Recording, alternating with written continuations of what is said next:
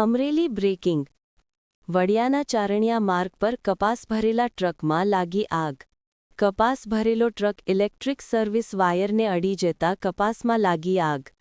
વડિયાથી જેતપુર જતા માર્ગ પર કપાસ ભરેલા ટ્રકમાં અકસ્માતે ઘટના ઘટી. સળગતા કપાસને ટ્રકમાંથી ફટાફટ નીચે નાખી દેતા મોટી દુર્ઘટના ટળી.